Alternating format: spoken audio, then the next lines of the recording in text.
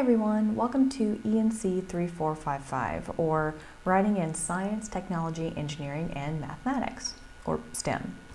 I'm Dr. Ashley Clayson, and I've been teaching at UWF for 2 years now. I've taught both STEM writing and a science writing studio at UWF, plus I have experience as a technical writer working with engineers at Auburn University, so while my own background is more writing than it is STEM, I do still have STEM-specific experience. In this class, our learning will center around 2 core principles. The first principle is that STEM writing, like all writing, is rhetorical. What does that mean? Well, you'll learn more in this week's reading, but in short, despite common perceptions of STEM writing as neutral and objective, STEM writing is actually heavily influenced by the writer and the reader.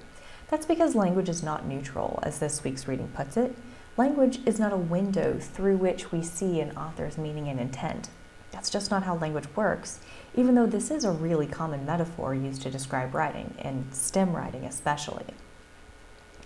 The second principle driving this class is that writing is hard, but you can get better at it.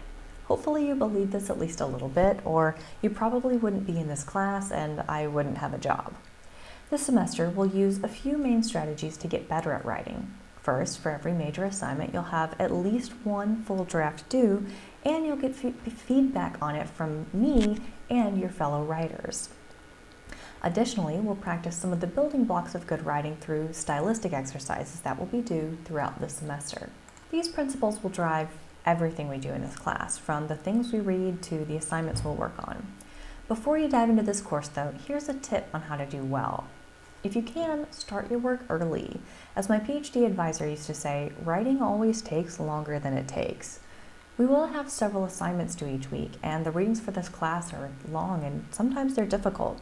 You will need to devote sufficient time in order to succeed, but if you do, I can help you become a better writer. A few words about how course content and deadlines will work in this class. Some content in the class, like the readings and assignments, will be available from the very beginning. You should be able to see most things in the class from the get-go, though I don't recommend trying to work super far ahead, partly because some of the content in this class will only be available after certain work deadlines.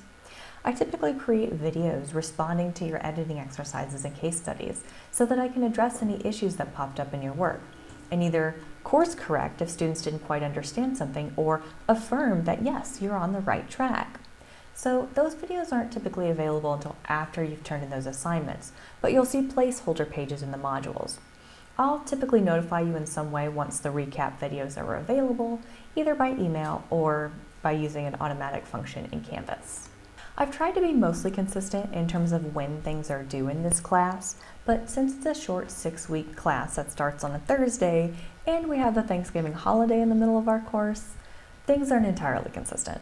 But typically, assignments will be due on Thursdays and Mondays at 11:59 p.m. Central US time.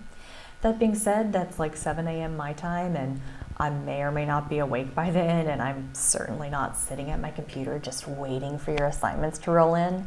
So those deadlines have a little bit of leeway already built into them. Not that I want you to be submitting assignments at 3 a.m. your time, but I've been there. I know what happens. Regardless of when they are, all deadlines are listed in the course calendar in Canvas. One last thing before I go. I've mentioned this before, but this is an incredibly fast-paced online class. Each of those things by itself, being online and being fast-paced, makes catching up after you fall behind really difficult. So I highly recommend you do everything you can to stay on track with the deadlines. But that being said, I'm a pretty flexible person when it comes to deadlines, and I always want to do my best to help students make it work. Being a fast-paced online class also usually means that students underestimate the amount of work that they have to do each week. Let me just tell you now, there is a lot of work to do each week in this class, so get ready. In a nutshell, I designed the course so that essentially weeks 1, 3, and 5, you're doing 2 editing exercises and 1 to 2 case studies. That means you'll be reading a couple of chapters from the textbook and an article or 2, plus completing the exercises those weeks. Then, in weeks 2, 4, and 6, you'll be working on the major assignments for this class, and you'll be working on them at the same time. For example, in weeks 2 and 4, you have 2 different drafts due, a draft of the OUR project description assignment, and a draft of the Scientific American assignment. Then, once you turn in the drafts, you also have workshops to complete for those assignments. The TED-style presentation assignment comes in a little bit later in the semester, so it's not quite on the same schedule, but you will be working on it at the same time as other things. I designed this class this way for 2 reasons. First, with writing, it's typically better if you have more time to complete a draft, and if you complete more than one draft per project. And 2, typically in the working world, you're gonna have more than one project going on at a time, so it's best I wanted to help you practice managing your time balancing projects, which, to be honest, you already do because you're probably taking more than one class at a time, or you're already in the working world, or something like that. So, in other words, you have more than this class going on, so you already know how to balance your time. It's just a little bit of extra practice within the class. Okay, that's all for now.